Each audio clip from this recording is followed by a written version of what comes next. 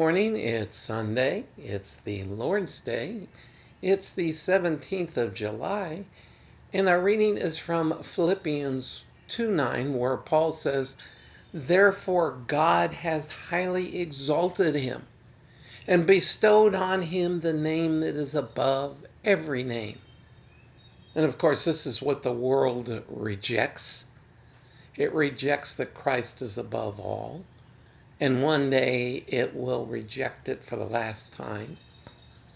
But rejecting as much of what the world thinks has nothing to do with reality, because his name is above every name.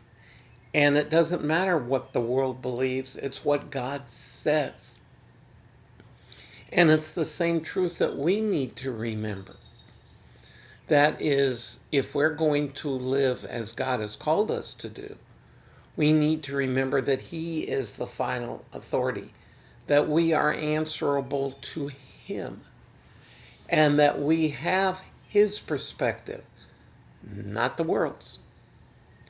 And that doesn't mean with arrogance. Remember, what Christ modeled was humility and servanthood. So we are to stand for truth humbly and with an attitude of reflecting Christ's love, God's grace and mercy. We are not to rub it in people's face, but instead to grieve for them, because if they don't accept this truth at some point before they die, it will be too late after that. And that's something to remember. We call this the Lord's Day because we especially reflect, although we should be reflecting every day, that every day is the Lord's Day. And we need to lift all conversations out of the mundane. And by that I mean the disagreements over whatever, and go to, what does God say? What does Scripture say? What is the real problems of the society? It's not inflation. It's not the price of gas. It's not missing fathers in some communities. It's not drug abuse.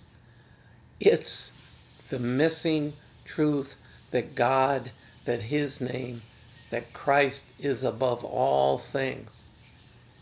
And when we remember that, we can allow that to show through us and through our words, and not get caught up in the world's ugliness, but point them to the only answer for any of it.